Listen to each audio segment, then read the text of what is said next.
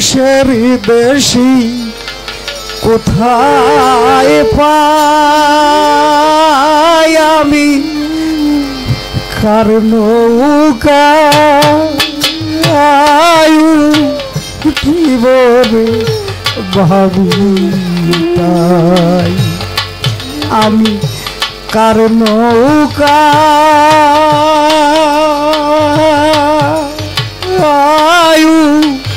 জীবনে ভাবি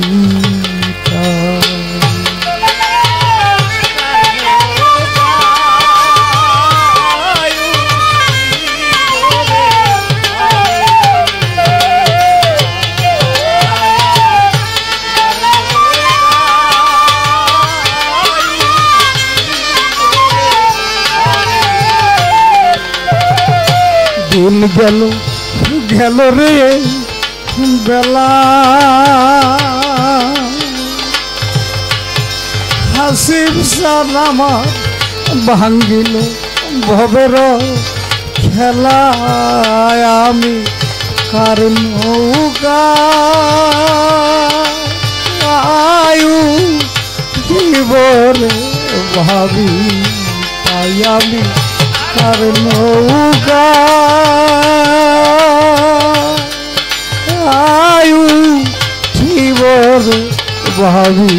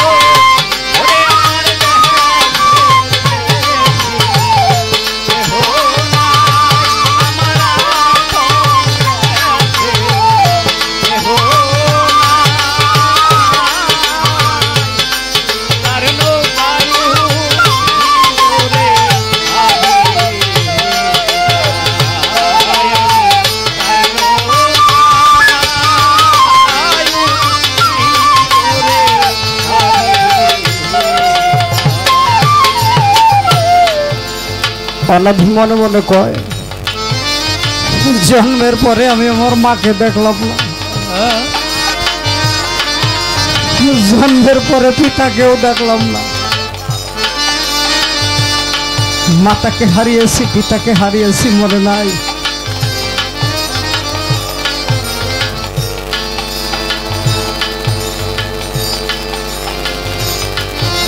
পিতা গেল, মা হারাইল পথে। ওরে আমার ভাই বন্ধু নাই সাথে,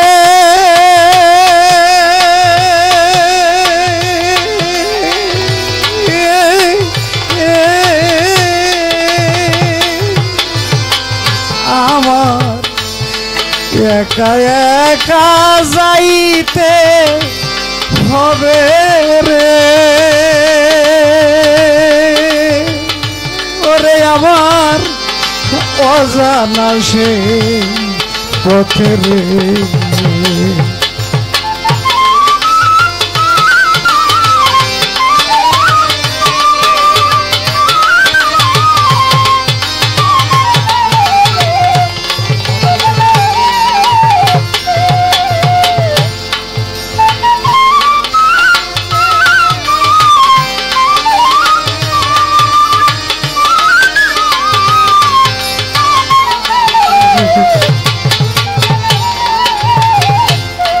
পিতা গেল, মা হারাইল পথে।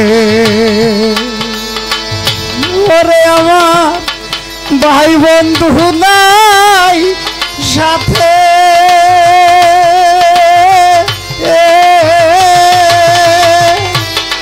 একা একা যাইতে হবে রে। ওই আবুল চান অজানা সে পথের আমি কেমন সেই পথে যাব রে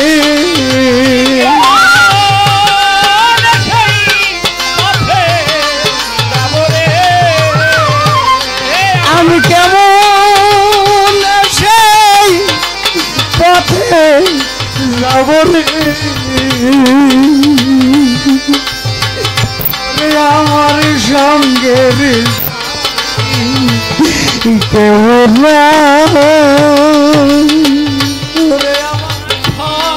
সঙ্গের সাথী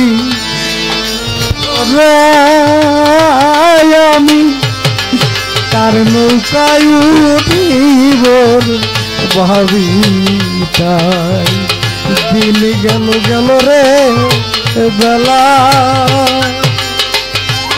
আমার ভাঙ্গিল ভবের খেলা আমি কারণ নৌকায় উঠিব ভাবি তাই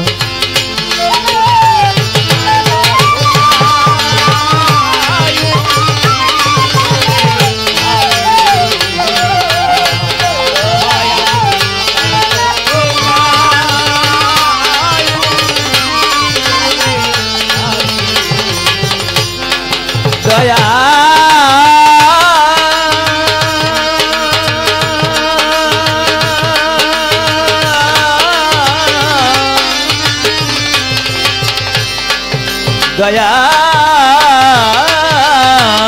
দয়া নামা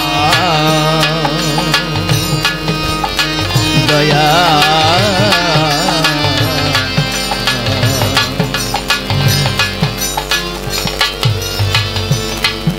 সাত সমুদ্র 13 নদী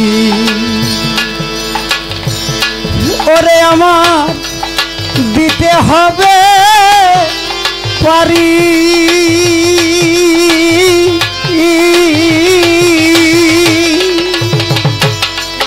ওই ঘরেতে আছে জানি রে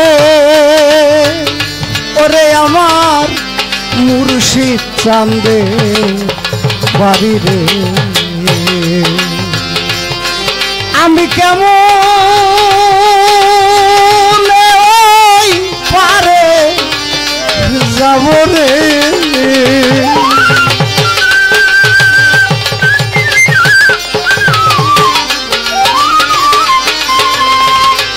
আমি কেমন পারে যাব রে আমার সঙ্গের সাথী কেহ নাই আমার গ্রাম পোস্ট অফিস জানা নাই আমি কার নৌকায় জীবন ভাবি তাই দিন গেল গেল রে বেলা আয় আমার ভাঙ্গিল ভবের খেলা আমি তার নৌকায় জীবন ভাবি তাই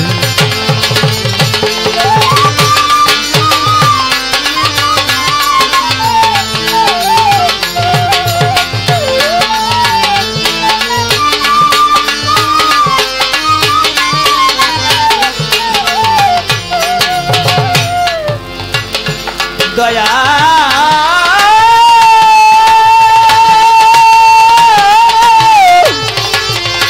দয়া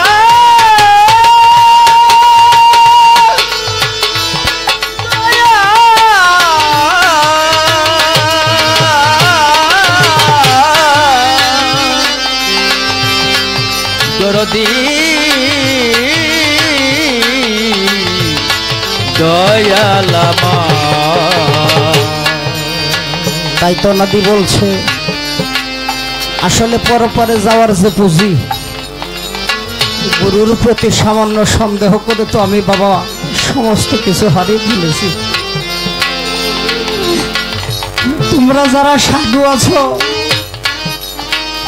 তোমাদের যাদের যাদের পরপারে যাওয়ার পুঁজি আছে, সেখান থেকে যদি কিছু পুঁজি বেশি হয়, আমাকে সেখান থেকে কিছু পুঁজি তোমরা ভিক্ষে দাও, যাতে আমি সেই পুঁজি নিয়ে পরপারে যেতে পারি। আমি সকল কিছু হারিয়েছি। অনাদি কয় সাধু ভাই মহাজন,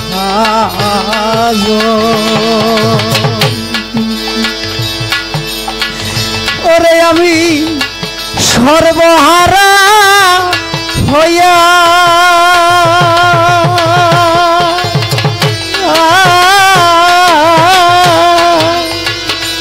এখন ভিক্ষা ছাড়া নাই গতি রে, ওরে কাঁদি ভিক্ষার ঝোলা লইয়া রে।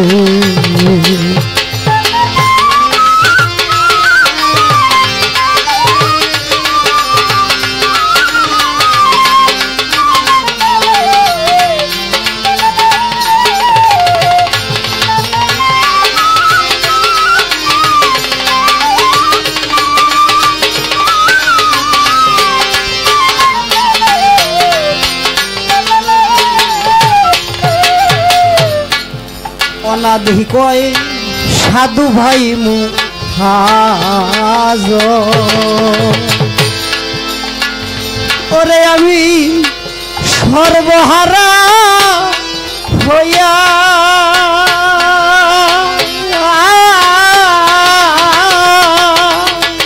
আমার ভিক্ষা ছাড়া নাই গতি রে, ওরে কাঁদি ভিক্ষার ঝোলা লইয়া রে। আমায় ভিক্ষা দিয়া দাও পাঠাইয়া রে,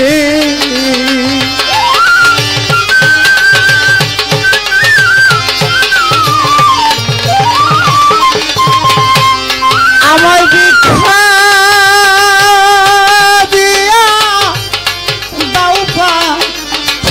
রে। আমি যেই দেশের মানুষ দেশে যাই, আমি যেই দেশের মানুষ দেশে যাই, আমি আর নৌকা আয়ু জীবন ভাবি দিন গেল গেল রে বেলা, আয় আমার ভাঙ্গিল ভবের খেলা, আমি কার নৌকা জীবন ভাবি, আমি কার নৌকা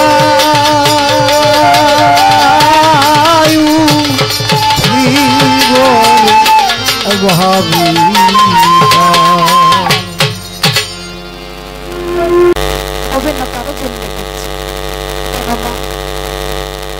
যদি কোনো মা তার সন্তানকে হারিয়ে থাকে, সেই জনম দুঃখ বুঝতে পারে যে সন্তানকে 10 মাস 10 দিন এই গর্ভে ধারণ করে এই পৃথিবীতে আনে, একমাত্র সেই দরদি কেবল বুঝে তার সন্তান।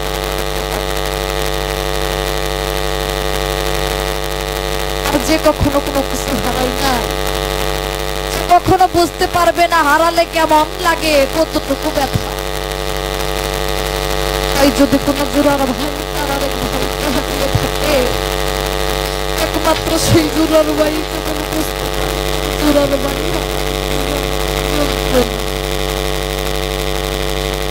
হারাই নাই, সে কখনো বুঝতে পারে। এই পৃথিবীতে যাকে কাল সাপে দংশন করেছে একমাত্র সেই কেবল বুঝে সেই কাল সাপে দংশনে কেমন লাগে কতটুকু ব্যথা। যাকে কোনোদিন দংশন করে নাই সে কখনো বুঝতে পারবে না সাপে কেমন লাগে, সেই সাপের বিষের কেমন জ্বালা কি যন্ত্রণা। অদরদি যাকে সাপে কামড় দিয়েছে একমাত্র সে কেবল বুঝে সেই সাপের বিষের কামড়ের কি জ্বালা কি যন্ত্রণা। অদরদি গো, এই পৃথিবীতে যদি কোনো ভক্ত তার গুরুকে হারিয়ে থাকে একমাত্র সেই দরদি কেবল বুঝে কি যন্ত্রণা। তাই কবি একটি গানের ভাষায় বলেছে, ওরে দয়াল তোমার সাথে প্রেম করিয়া আমার পরা পরে নাই। দয়াল তোমার সাথে প্রেম করিয়া আমার পরা পরে না। ওরে আমি আগেই নালিশ কইরা রে না, আমার জানি আমি তোমার দেখা আমি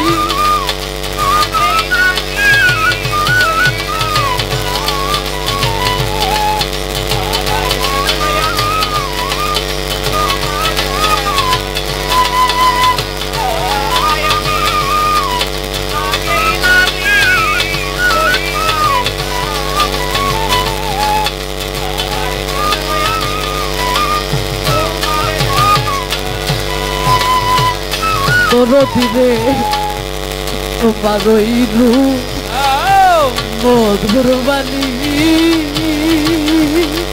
আমার পরাণ ভৈরা শোনা শুনি ওই সুরধ্বনি অন্য কোথাও না। দরদিরে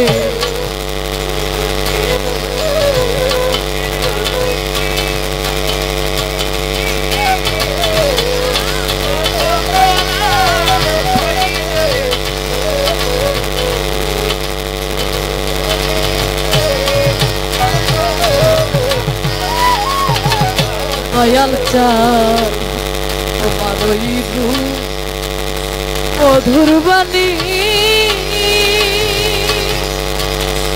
দয়াল চাঁদ তোমার ওই রূপ মধুর বাণী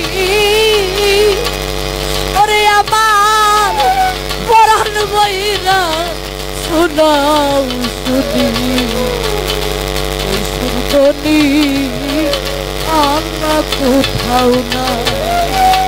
ওরে আমি আবার জানি দেখলেই চিনি পায়া জানি তাহারাই দয়া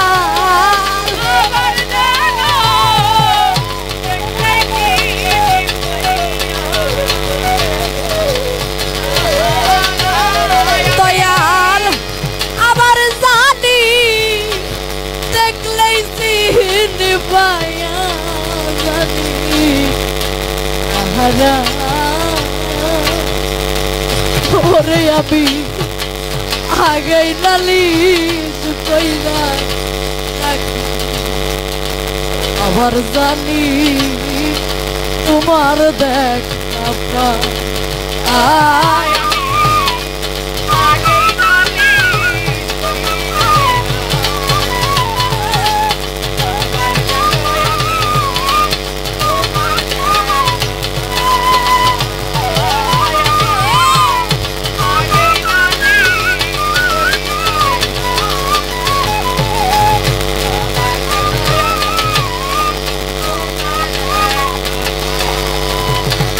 দরদিরে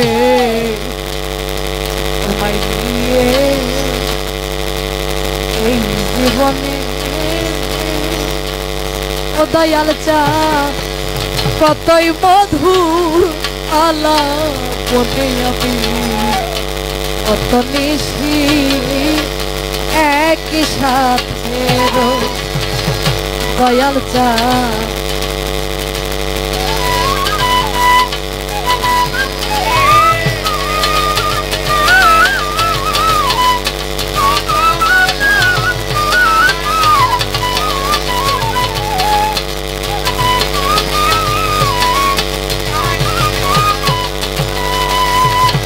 দয়াল চাঁদ তোমায় নিয়ে এই জীবনে ওরে দয়াল তোমায় নিয়ে এই জীবনে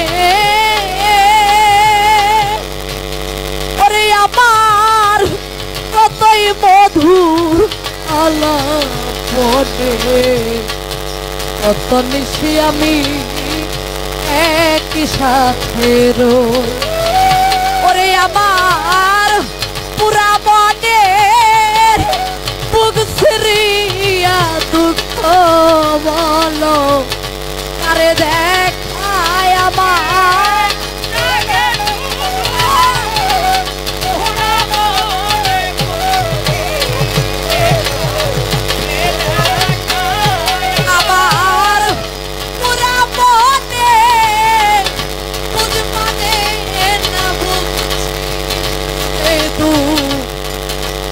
দেখা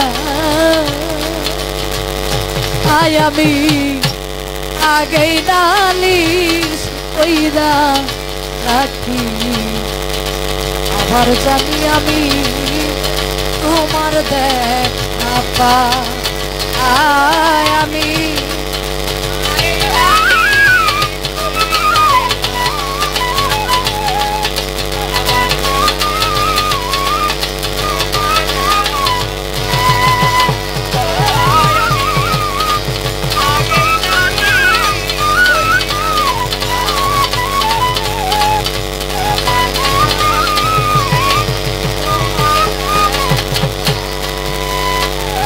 দয়াল চাঁদ আগে আমি রাখলাম বলে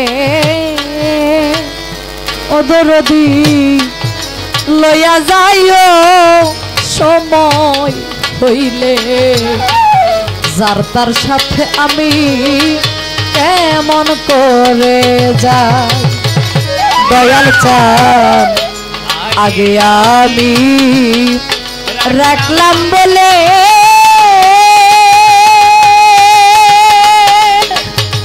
ওরে দয়া লাগে আমি রাখলাম বলে ও দয়াল চাঁদ লয়া যাইও সময় হইলে যার তার সাথে আমি কেমন করে যাই ওরে সরকার বাউল কবি রহমান রইল তোমার প্রত্যাশায় সরকার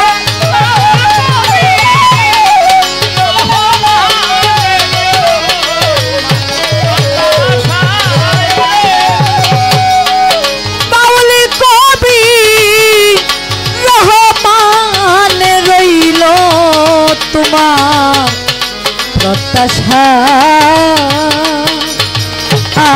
আমি আগেই নালিশ কইরা রাখি আবার জানি তোমার দেখা পাই আমি আগেই নালিশ কইরা রাখি আবার জানি আমি তোমার দেখা পাই ওরে দয়াল তোমার সাথে প্রেম করিয়া আমার পরাণ ঘরে নাই দয়াল প্রেম করিয়া আমার পরাণ ঘরে না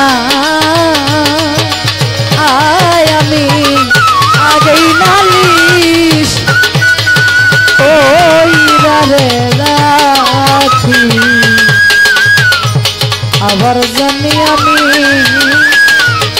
মার দেখা আর শাহ আলম সরকার যে কথাগুলি তুলে ধরেছেন, কথাগুলি কিন্তু বাস্তবসম্মত কথা।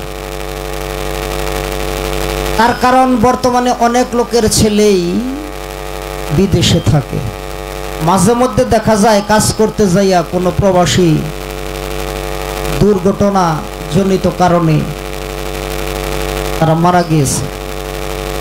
কিন্তু বাস্তবতা তো এটাই, বিদেশে যদি কোনো মায়ের সন্তান মারা যায়, তার বাবা থাকবে, মা থাকবে, ভাই থাকবে, বোন থাকবে, সকল কিছু থাকার পরেও এই সন্তানটা মারা যাওয়ার সাথে সাথে মায়ের খারাপ লাগবে। মা বুঝা ফেলাবো আমার বুকের যে ধন, আমার বুকের মানিকের না জানি কি বিপদে হয়েছে। বাবারা, আমার যখন ছাত্র জীবন ছিল তখন আমি প্রচুর দুষ্টামিতে কাটাইতাম। এইদিকে লেখাপড়া করতাম মাদ্রাসায়, লেখাপড়া করছি মাদ্রাসায়, কিন্তু যত প্রকার দুষ্টামি কাজ আছে এগুলো আমার মধ্যে ছিল। মাঝে মধ্যে বাবাই বকতো, তোরে মাদ্রাসায় পড়তে দিছি, তুই রাত 2টা-3টা বাজে আয়স। খুব গোপনে যাইতাম, গোপনে আসতাম। যখনই ঘরের দরজাটা খুলতাম সাথে সাথে মা ঘরের দরজা খুইলা বাইরে, কোথায় গেছিলা? অমুক জায়গায় গেছিলাম। ওই তোমার বাবা তো এসে দেখছে তুমি ঘরে নাই, সকালে উঠে তোমারে মারবো। কি করবো? কোনোদিন এই রাত্রেই মায়ের খবর শুই না, অন্য জায়গায় চলে যাইতাম। 2-1 দিন বাবার সাথে দেখা করতাম না, কিন্তু আমারে বাঁচাইতে যাইয়া মা অনেক বোকা শুনছে। আসলে যে যাই কিছু বলুক, মায়ের যত সহ্য এই পৃথিবীতে আর কারো ততটুক সহ্য সন্তানের জন্য হবে না। কিন্তু তারপরেও এখন আমাদের কাছে বিয়া করার পর যখন আমাদের ঘরণী পাই, সঙ্গিনী পাই, তখন মাটা বেশি মানুষের কাছে পর হয়ে যায়। এটা কখনোই ঠিক না। হাদিস শরীফের ভিতরে আসছে, রাসূল সাল্লাল্লাহু আলাইহি সাল্লামকে প্রশ্ন করা হয়েছিল, ইয়া রাসূল সাল্লাল্লাহু আলাইহি সাল্লাম, জান্নাত কোথায়? আমার নবীজি বলেছিল, জান্নাত। জান্নাতের সন্ধান পেতে চাও, জান্নাত খুঁজতে চাও? জি নবীজি, জান্নাত কোথায়? ওই জান্নাত হলো যার যার পায়ের, মায়ের পায়ের নিচে। তাই তো বলেছে, যদি জান্নাত পেতে চাও, জান্নাতের সেবা করতে চাও, জান্নাত মায়ের পায়ের নিচে। আসলে মাকে, বাবাকে কেউ অবহেলা করবেন না। এই প্রসঙ্গে একটি গান। গর্ভধারিণী মা, জনম দুঃখিনী মা, দুঃখের দুঃখিনী আমার জনম দুঃখী মা। গর্ভধারিণী মা, জনম দুঃখিনী মা, দুঃখের দরদি আমার জনম দুঃখী মা।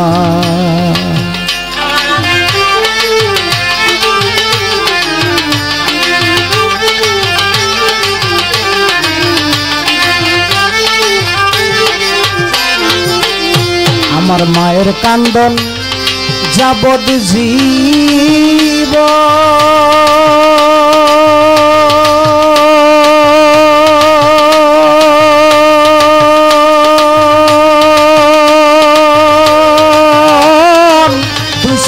বোনের কান্দন রে, ঘরের পরিবারের কান্দন কয়েকদিন পর থাকে না।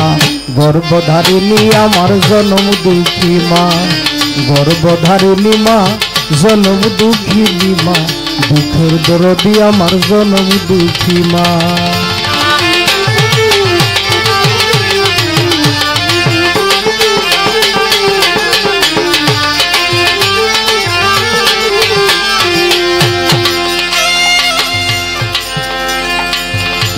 মাস 10 দিন মায়ে গর্ভে দিল ঠাই, রক্ত মাংস খাইয়া মায়ের ভবে আইলাম ভাই। 10 মাস 10 দিন মায়ে গর্ভে দিল ঠাই, রক্ত মাংস খাইয়া মায়ের ভবে আইলাম ভাই। ভূমিষ্ঠ হইয়াই আমি উঠিলাম কান্দিয়া, সান্ত্বনা করিল মায়ে বুকের দুগ্ধ দিয়া। ভূমিষ্ঠ হইয়াই আমি উঠিলাম কান্দিয়া, সান্ত্বনা করিল মায়ে বুকের দুগ্ধ দিয়া। আমার মায়ের প্রসবের কালে মায়ের বুক বেসে যায় নয়ন জলে গো আমার।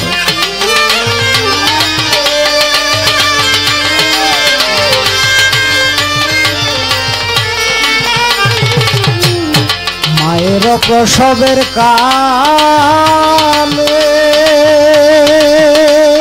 বুক ভেসে যায় নয়ন জলে গো, মায়ের সন্তানের লইয়া কোলে ভুলে প্রসব যন্ত্রণা।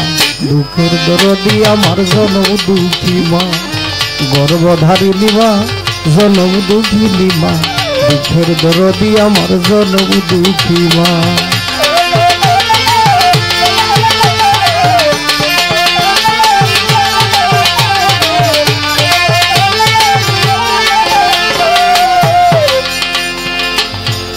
ভৈরবের একটা ঘটনা ঘটেছিল ভাই। এক মা প্রসব বেদনায় ছটফট করছে, এর মধ্যে ভৈরব মেডিকেলে তাকে আনা হয়েছে। আনার পরে ডাক্তার দেখলো তার অবস্থা খুবই সিরিয়াস। অভিভাবক ডাকছে,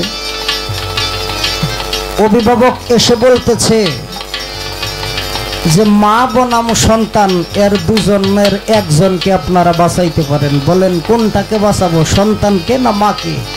যদি মাকে বাঁচাইতে চাই সন্তানটা মারা যাবে, আর যদি সন্তানকে বাঁচাইতে চাই তাহলে মাটা মারা যাবে। পরিবারের লোক বলল, স্বামীও বলল তার, ঠিক আছে আপনারা মাকেই বাঁচান, সন্তানটা যা। যখন এ সাইন দিয়ে দিল, সে মা গর্ভের যন্ত্রণায় ছটফট করে ডাক্তারকে বলতেছে, বিনীত অনুরোধ করছি আপনাকে, আমার যে সন্তান এখনো পৃথিবীর আলো দেখে নাই তাকে মেরে আমাকে বাঁচাবেন না। ডাক্তারকে বললো যে আমাকে মেরে আমার সন্তানকে বাঁচান। এই বলিটা দেওয়ার মতো মন মানসিক যে অবস্থা, এটা একমাত্র মাই দিতে পারে। মানুষ তো দূরের কথা, ডিসকভারি চ্যানেলের মধ্যে দেখলাম নদীর পাশে বাচ্চা খেলতে খেলতে একটা হরিণের বাচ্চা হঠাৎ নদীতে পড়ে গেল। নদীতে পড়ে যখন নদীর দিকে সাঁতরাইতেছে, এই পার থেকে মা হরিণীটা দেখতেছে যে একটা কুমির তার বাচ্চার দিকে হা করে যাইতেছে। কুমির তো আর কথা বলতে পারে না, ডাক দিতে পারে না। সন্তানকে রক্ষা করার জন্য সেই মা কুমিরটা ঝাঁপ দিয়া, সন্তানকে রক্ষা করার জন্য সেই মা হরিণীটা ঝাঁপ দিয়া সেই কুমিরের সম্মুখে যেয়ে দাঁড়াইলো। কুমির মাটাকে গ্রাস করলো, তার সন্তানটা নদী পার হইয়া চহিলা গেল। প্রাণীদের মধ্যে এরকম ঘটনা হইয়া থাকে, আসলে মায়ের ঋণ শোধ করার মতো না বাবা। ভূমিষ্ঠ হইয়া আমি উঠিলাম কান্দিয়া, সান্ত্বনা করিল মায়ে বুকের দুগ্ধ দিয়া।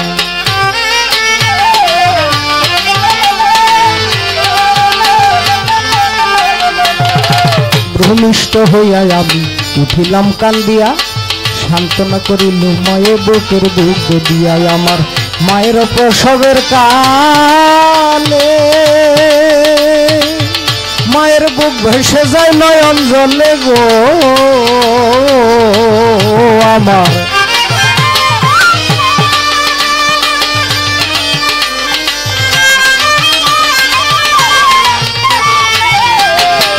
মায়ের প্রসবের কালে মায়ের বুক ভেসে যায় নয়ন জলে গো, মায়ের সন্তানের লইয়া কোলে ভুলে প্রসব যন্ত্রণা। দুঃখের দরদি আমার জনম দুঃখী মা, গর্ভধারিণী মা, জনম দুঃখিনী মা, দুঃখের দুঃখিনী আমার জনম দুঃখী মা।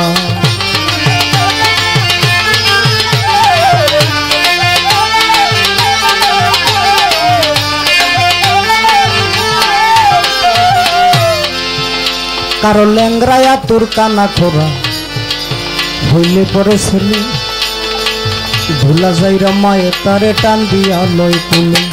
ল্যাংরায়া তোর কানা খোরা হইলে পরে ছেলে, ভুলা যাইরা মায়ে তারে টান দিয়া লয় কুলে। পুত্র যদি কুপুত্র হয় তারে মায়ে না আর ফেলে, শত দোষ রাখিয়া গোপন মায়ে তারে পালে। পুত্র যদি কুপুত্র হয় তারে মায়ে না রে ফেলে, শত দোষ রাখিয়া গোপন মায়ে তারে পালে।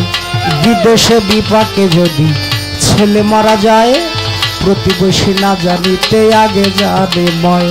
বিদেশে বিপাকে যদি ছেলে মারা যায়, প্রতিবেশী না জানিতে আগে যাবে ময়। শুকনা ডালে বৈশা যদি কাক কবু ডাকে, কুলাতে ধান দিয়া মায়ের সন্তানের সুখ ডাকে। শুকনা ডালে বৈশা যদি কাক কবু ডাকে, কুলাতে ধান দিয়া মায়ের সন্তানের সুখ দেখে। সরকার শাহ আলম ভেবে বলে, ওরে জান্নাত মায়ের চরণ তলে রে। সরকার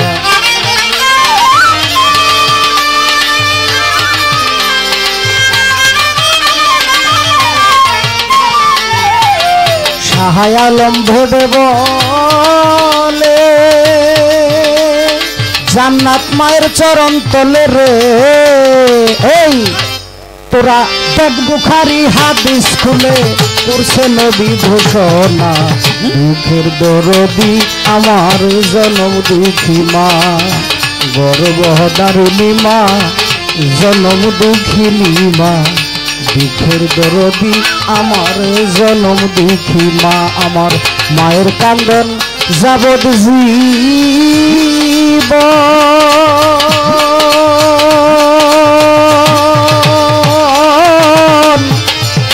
2-4 মাস বুনের কান্দন রে।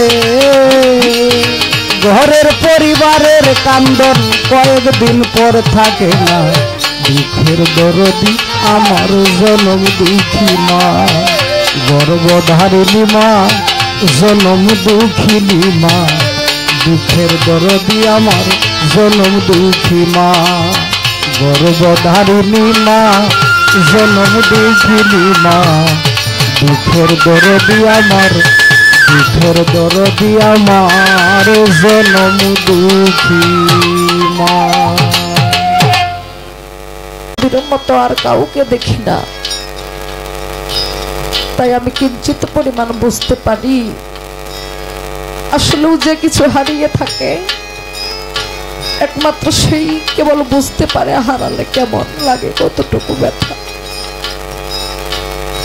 যে কিছু হারায় নাই সে কখনো বুঝতে পারবে না হারালে কেমন লাগে। যে হারিয়েছে একমাত্র সেই দরদি কেবল বুঝে। এই পৃথিবীতে দুটি ভাই ছিল আদরের বস্তু, ছোট এবং কি বড়।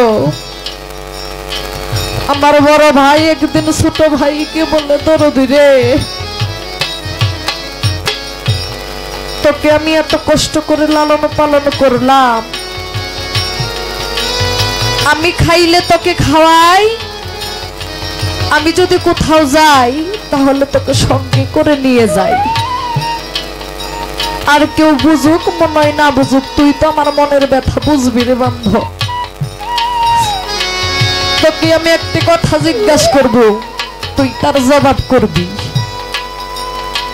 আমার ছোট ভাই বড় ভাইকে বলে, ভাই গো, তুমি এমন কি কথা আমাকে জিজ্ঞাসা করবা, সেই কথার জবাব আমি করব।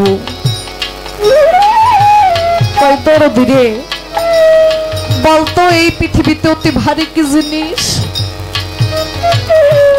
ছোট ভাইয়ের মন সে কি আর বড়র মতো বুঝবে?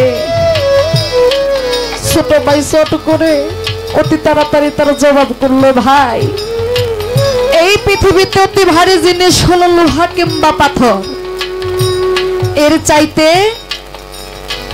ভারী বস্তু কিছুই হয় না।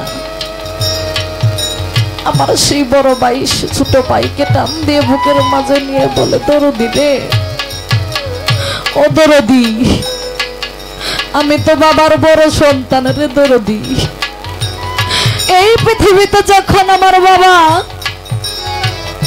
এই পৃথিবীতে থেকে চির বিদায় নিয়ে চলে গেল, আমার পিতার লাশটা যখন আমার কাঁধে দিল রে বান্ধব, আমার মনে হইল এই পৃথিবীতে ভারী জিনিস আর কিছুই হয় না। পৃথিবীতে মা বাবার লাশ যে কাঁধে নিয়েছে, একমাত্র সেই দরদি কেবল বুঝে মাতা পিতার লাশ যে কত ভারী বস্তু।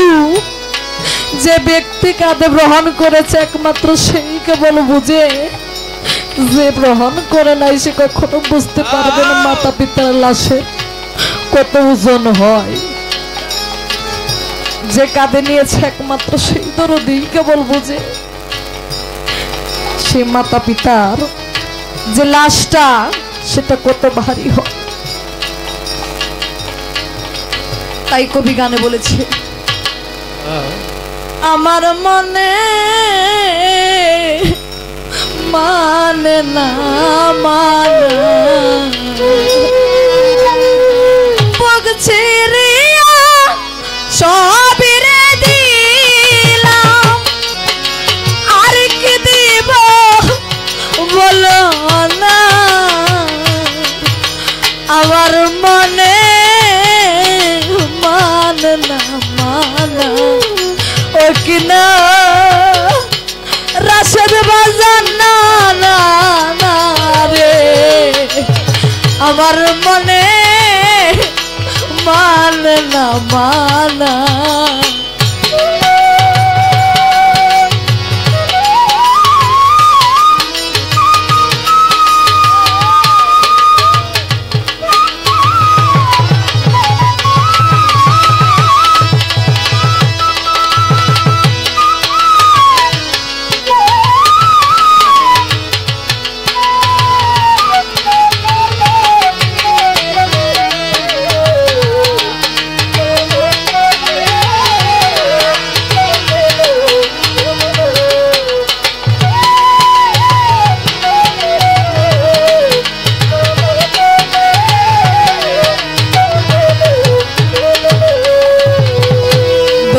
রে, ঘর ছাড়লাম বাড়ি ছাড়লাম, ওরে আমি ছাড়লাম দেশের মায়া, তোর কারণে শেষ করিলাম আমার সোনার কায়া।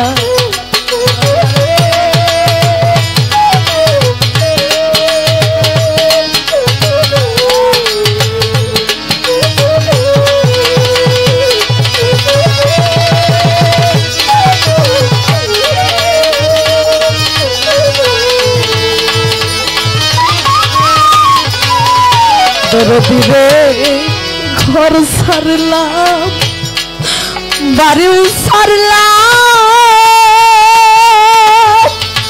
ওরে আমি চাইলাম দেশে মায়া, তোর কারণে সব ছাড়িলাম, ওরে আমার সোনার দেহ কালা, ওরে আমার বুক ছেড়িয়া রক্তরে দিলাম,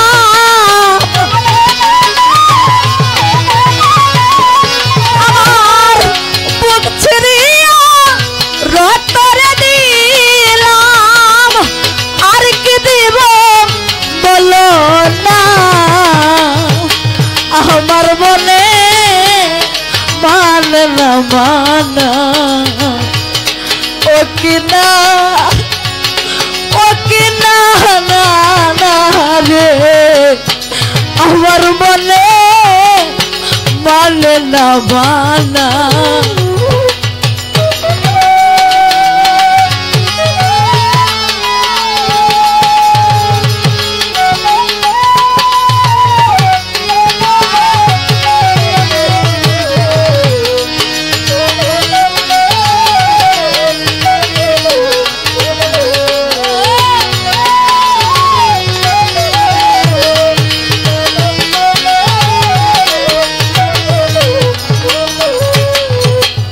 ফয়জুদ্দিন চান শোনা মুখে কইয়া কথা ওদের দয়া আমার প্রাণে হাতে ধরে বলেছিলে ভুলবে না জীবনে দয়াল রে দেবদি দয়ালে দয়াল রে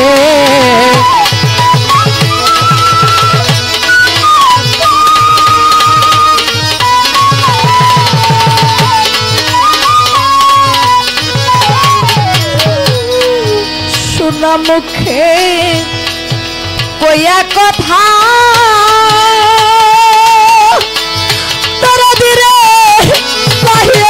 আমার প্রাণে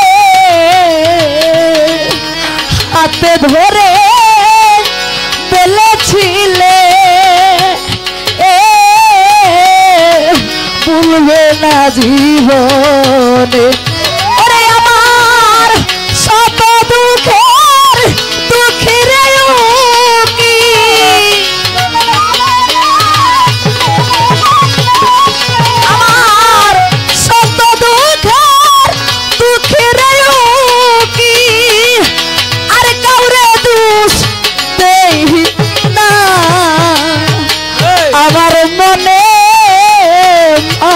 না মানা ওঠিনা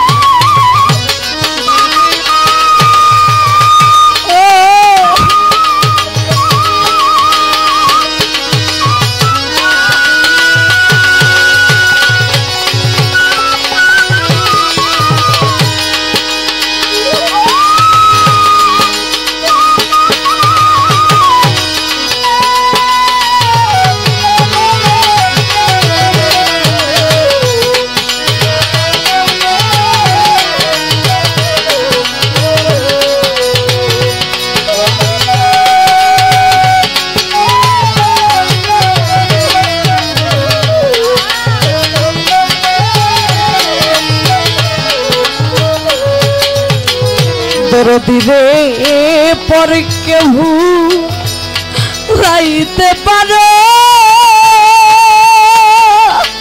ও দয়াল চান নিজে কেমনে বলো এই শিক্ষাটা বলো বন্ধু কে তোমায় শিখাইলো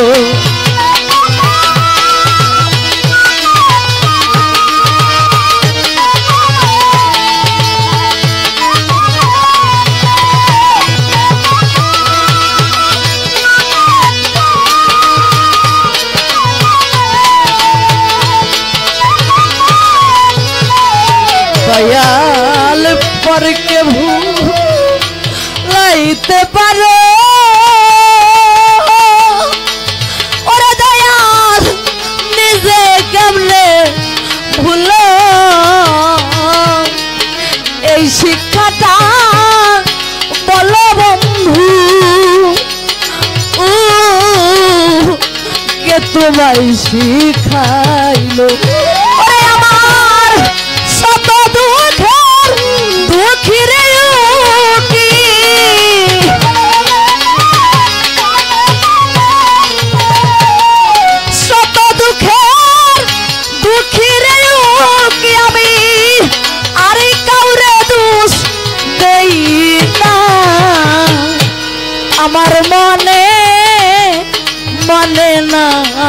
মানা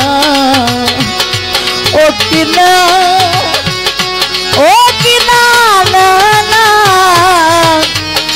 আমার মনে মানে না মানা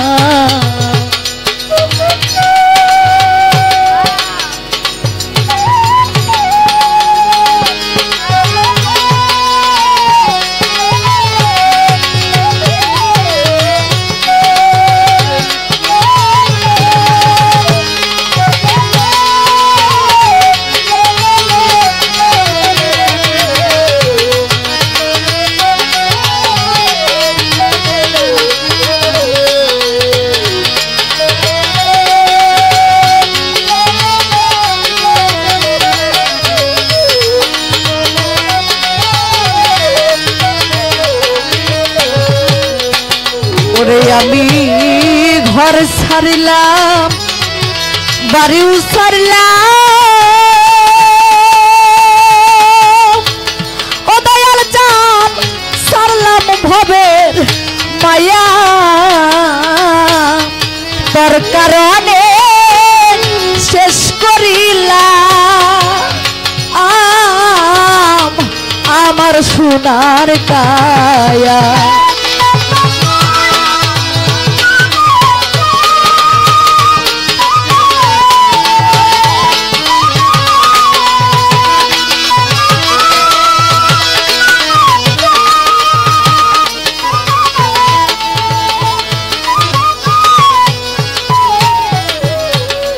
ঘর ছাড়িলাম বাড়িও ছাড়লাম ও দয়াল চাঁদ ছাড়লাম হবে মায়া তোর কারণে শেষ করিলাম আমার সোনার কায়া ওরে আমার বুক ছিড়িয়া রক্তরে দিলাম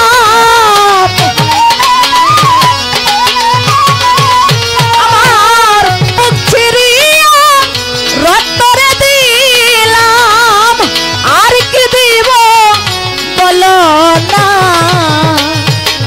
আমার মনে মানে না মানা ও কিনা রে আমার মনে মানে না মানা ও কিনা না না না রে আমার মনে মানে না মানা করি তাদেরও বিশ্বাস আমরা সঠিক করতেছি যারা মোটামুটি শরীয়তপন্থী মুন্সি এরা বোঝে এরাই সঠিক করতেছে আমরা সব ভ্রান্ত যারা গৌতম বৌদ্ধের অনুসারী বিশ্বের মধ্যে বৌদ্ধ ধর্মের লোক সংখ্যা বেশি এরা মনে করে এরাই সঠিক করতেছে বিশ্বে প্রায় 4000-এর উপর ধর্ম আছে কিন্তু প্রত্যেকটা মানুষ তার কাজ সঠিক মনে করিয়াই আসিতেছে এখন এই ক্ষেত্রে আমাদের কি কিছু করার আছে একটা ব্যবস্থা আছে এইটার একটা সমাধান কোরআন দিয়ে দিছে সেটা কি ইদফা বিল্লাতিহি আহসানুস সাইয়্যা সূরা মুমিনুনের 96 নং আয়াতে একটা ঘোষণা আসছে আল্লাহ বলেছেন এখানে যা উত্তম তা দিয়ে মন্দের জবাব দাও পৃথিবীর সকল ধর্মেরই কমার বেশি কিছু না কিছু বৈশিষ্ট্য কিছু না কিছু অস্ত্র আছে কিন্তু ইসলামের যে সবচাইতে বড় অস্ত্র আছে এই অস্ত্রটার নাম হইল আদর্শ এই আদর্শ যখন মানুষের কাছে প্রকাশ করা হয় তবে বর্তমানে এটা বলা যায় সারা বিশ্বে যেই পরিমাণ লোক ইসলাম গ্রহণ করতেছে সকল ধর্ম থেকে এই কমার বেশি আইসা কিন্তু কোনো মুসলমান যাই অন্য কোনো ধর্ম গ্রহণ করছে এই খবরগুলা খুব কম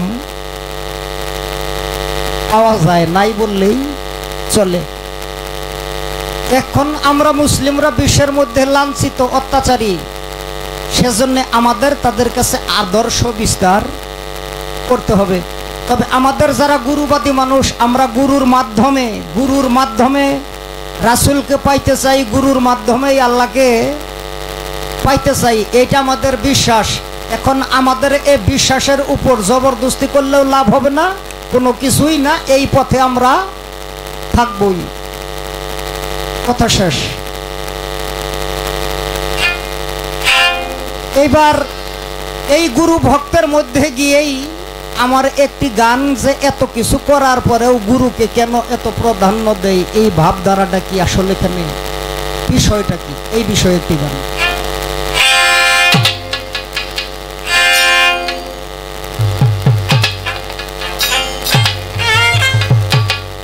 বাবা যে হইয়াছে গুরুর অধীন,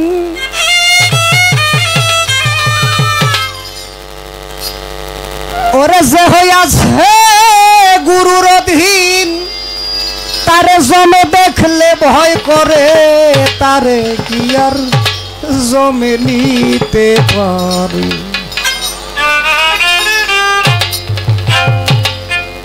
মুর্শিদ প্রেম যার অন্তরে, তারে কি আর জমে নিতে পারে।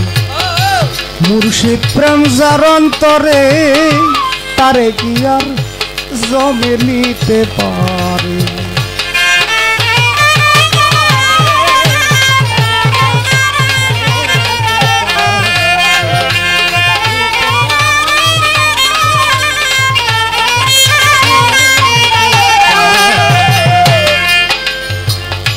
গুরুর ছবি রাখলে অন্তরায়, বাজান গুরু ছবি রাখলে অন্তরায়, যেমন হনুমানে বুক সিরিয়া রামে রে দেখায়।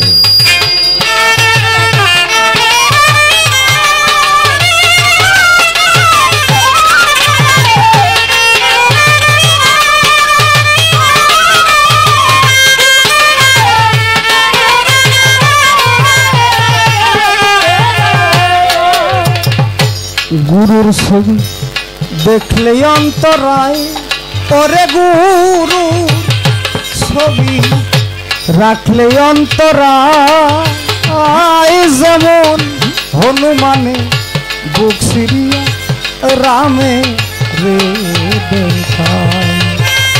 গুরু শিষ্য রয় এক জায়গায়, গুরু শিষ্য রয় এক জায়গায়, মুর্শিদের প্রেম বাজারে, তারে কি আর জমে নিতে পারে। মুর্শিদ প্রেম যার অন্তরে, তারে কি আর জমে নিতে পারে।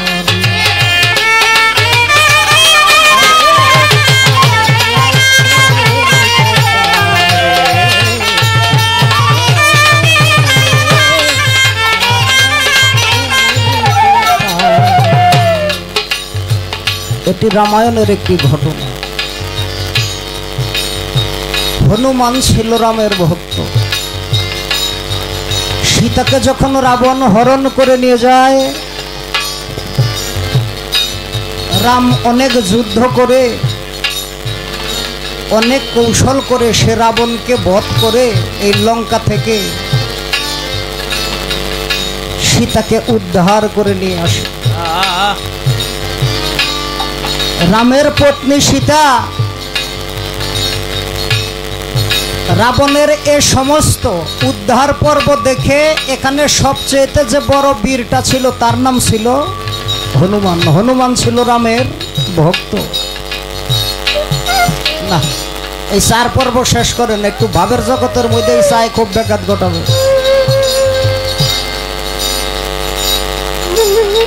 তারপরে সীতা তখন আইসা বলল, হনুমান তুমি আমাদের জন্য অনেক কষ্ট করেছো,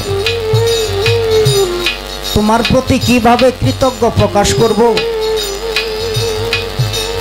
তো হনুমান, আমি একটা মালা তোমাকে দেই, এটা হইল হীরার মালা, তুমি এই মালাটা নাও পুরস্কার স্বরূপ। সীতা যখন হনুমানকে মালা দিল, হনুমানের কাছে পুরস্কারটা হয়ে গেল গুরু মায়ের দেওয়া একটা পুরস্কার। এই হনুমান এই মালাটা নিয়ে তার নাকের কাছে ধরলেন। নাকের কাছে যখন ধরলেন, নাকের কাছে ধরে এই মালার ঘ্রাণ নিলেন। ঘ্রাণ নেওয়ার পর হনুমান রাগে ক্ষোভে এই মালাটা দাঁতে কামড়াইয়া ছিঁড়া সীতার সম্মুখেই ঢেল দিয়ে ফেলে দিল।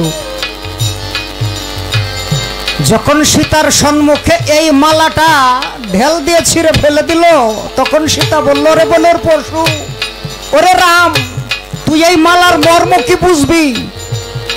এইটা হীরার মালা, এত দামি একটা মালা, তোরে আমি পুরস্কার দিলাম, আর তুই কিনা আমার দেওয়া মালা আমারই সম্মুখে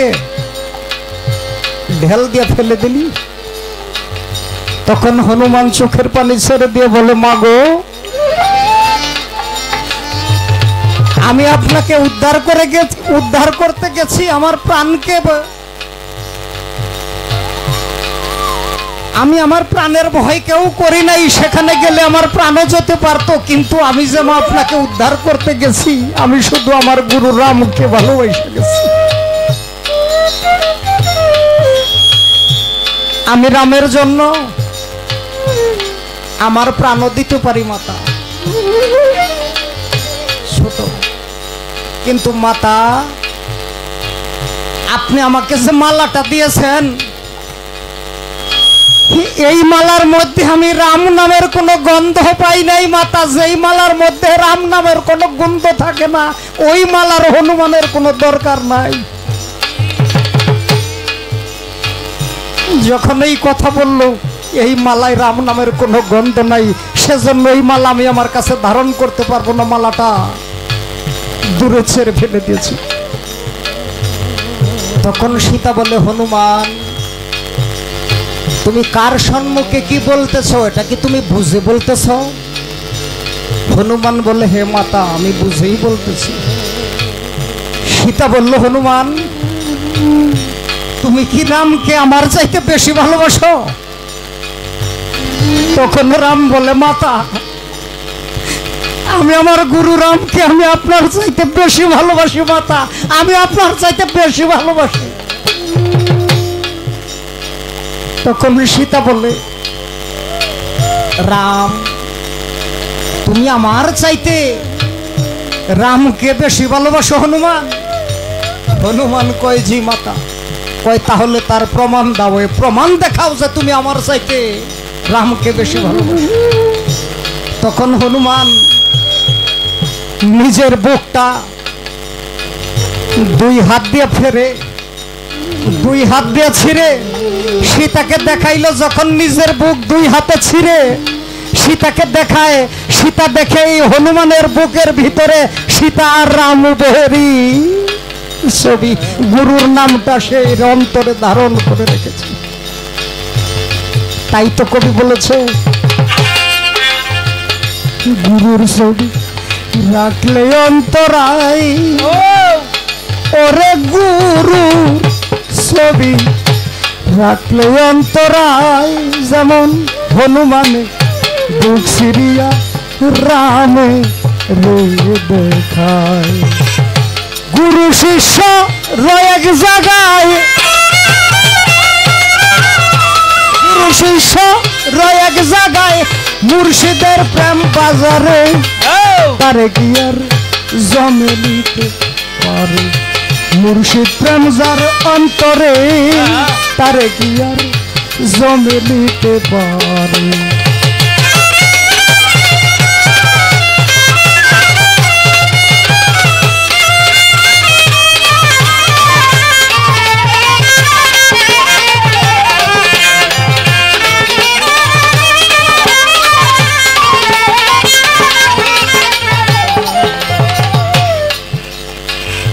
চেতন গুরুর পরশ পাই যেইজন, বাজান চেতন গুরু পরশ পাই যেইজন, ওরে যেমন হযরত বিল্লাল ফিরে আবার পাইল রে জীবন।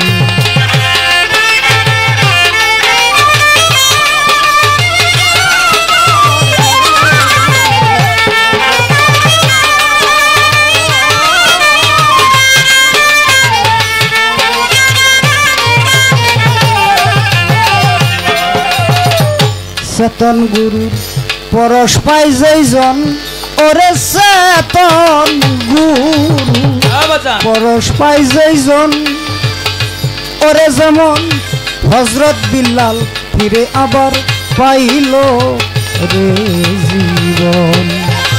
প্রেম বাজারে থাকে দুজন, প্রেম বাজারে থাকে দুজন, অচেনা এক শহরে তারে কি আর জমে নিতে পারে। মুর্শিদ প্রেম যার অন্তরে তারে কি আর জমে নিতে পারে।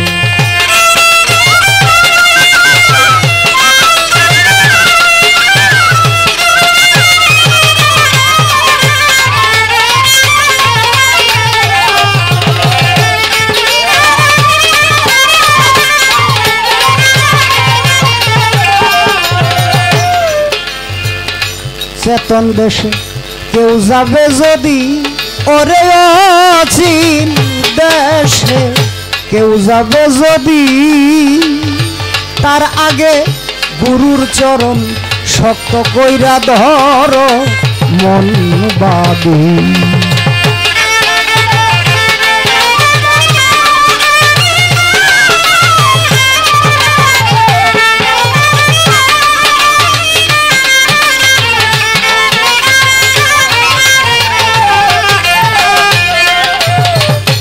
অচিন দেশে কেউ যাবে যদি ওরে গুরুর চরণ শক্ত কইরা ধর মন বাদী। সাত সমুদ্র 13 নদী,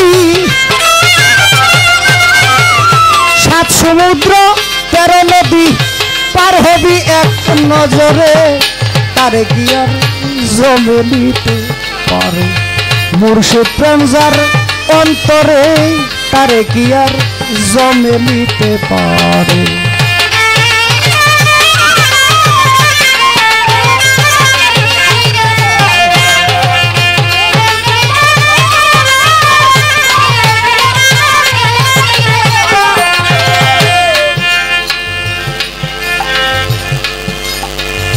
জন্ম মৃত্যুর অধীন হয় যারা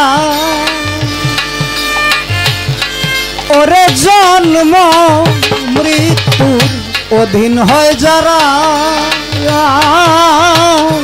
আজরাইলের তাবেদারি করতেছে তারা।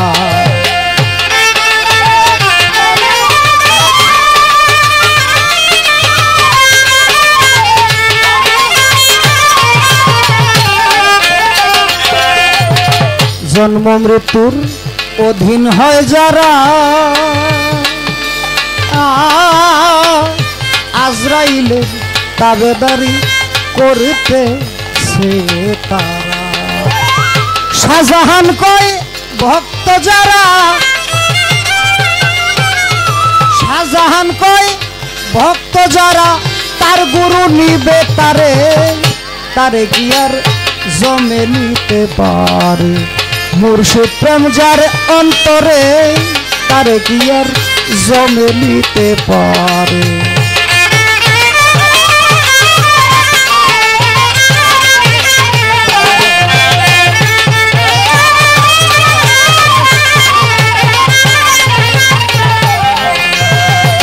যে হইয়াছে গুরুর অধীন, যে হইয়াছে গুরুর অধীন জমে দেখলে ভয় করে তারে কি আর জমে নিতে পারে। মুর্শিদ প্রেম যার অন্তরে তারে কি আর জমে নিতে পারে।